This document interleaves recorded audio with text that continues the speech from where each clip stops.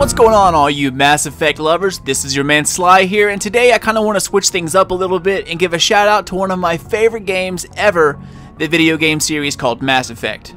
For those of you who aren't quite into Mass Effect as myself, November 7th is what fans of the series like to call N7 Day. N7 was a title designated to elite human operatives in the Mass Effect universe, and on November 7th, we pay tribute to probably one of the best examples of science fiction storytelling to date. For those in the newer generation who have only seen Mass Effect 3 come to fruit, when you get the backwards compatibility option on your Xbox One here in a few days, you need to check out any and all Mass Effect games that you can get your hands on.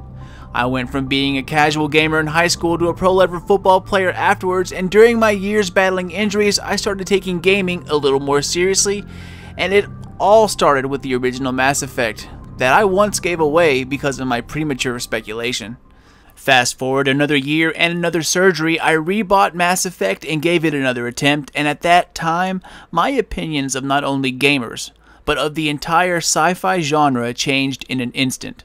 The characters, the deep story, the exploration of unknown planets, and of an extinguished super civilization had me hooked, and I was in for the long haul.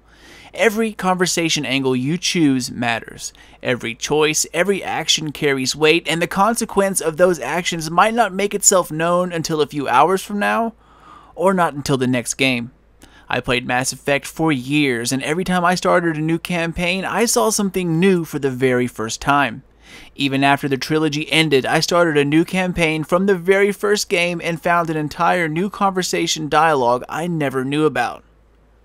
There are so many options and choices, and every time you get to know another character in the Mass Effect universe, you can't help but feel a sentimental attachment to them and their problems, which makes all the gut-wrenching decisions you cast down that much harder to make. When you first play the game, most of the decisions are meaningless, baseless.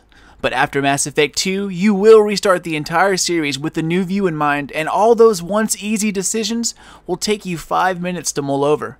Better yet, who knew that whatever decision you chose would affect you 3 years later in the third game, and not by a meaningless cutscene, but by an entirely different ending. Mass Effect is not only a model for how science fiction stories should be, but a model for any space exploratory video game. Creating unique aliens, each with capital cities, each one with a family, it draws out our similarities faster than our differences. This N7 Day, I just want to show everyone what we have to look forward to and what lies in store for us. With Mass Effect Andromeda launching next holiday season, we don't have to wait very much longer. Here is the official trailer, and after that, I'll show you what we know so far.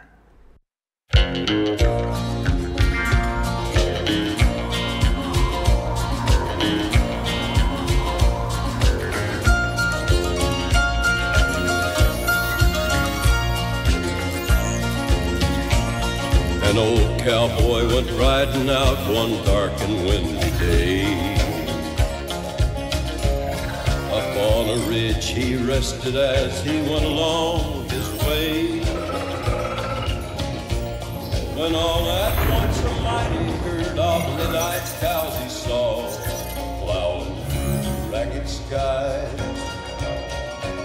and up the cloudy draw.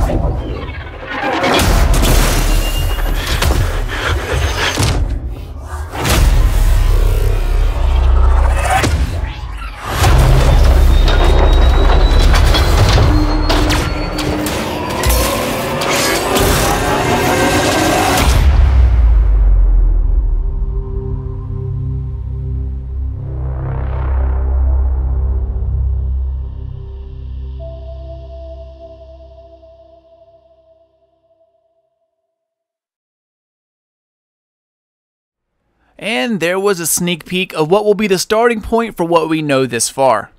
For those of you that keep up with Mass Effect, you know that the days of Shepard and Garrus are unfortunately lost to time. Rather than focus on a certain area in traditional Mass Effect timeline, they are opting for a completely new experience altogether.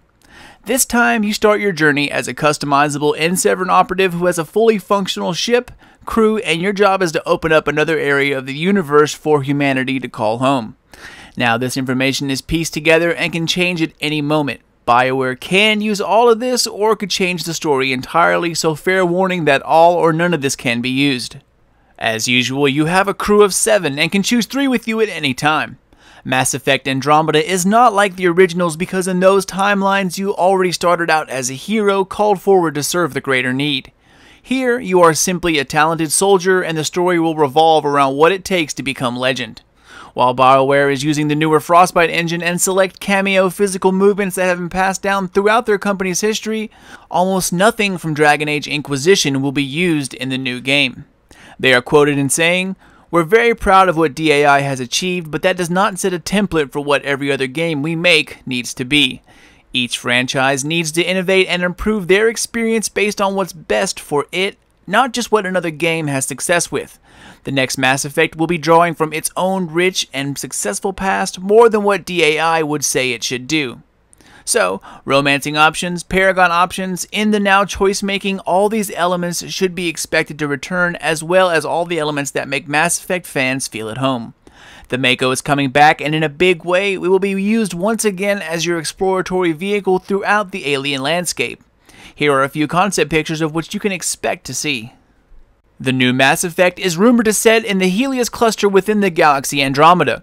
You will control your spaceship called the Tempest, and upon arriving to a blank galaxy, the fog of war will be present over much of it.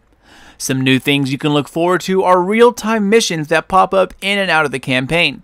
You could be exploring a new section of space when a scan reveals a time-sensitive artifact needs securing.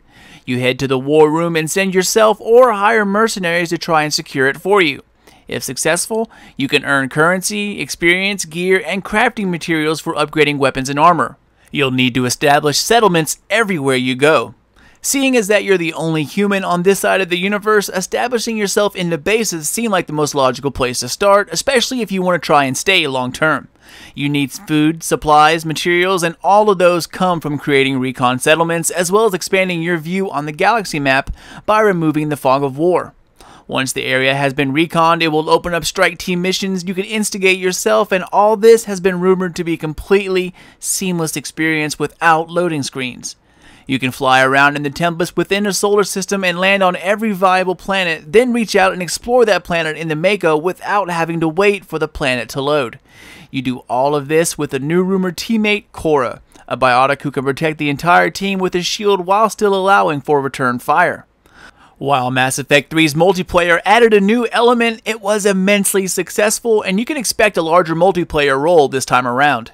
While not much is known about this aspect of the game, it's rumored to be similar in the way of objective-based horde modes, and it's teased that you can hop in and out of the campaign and multiplayer modes seamlessly with the War Room interface.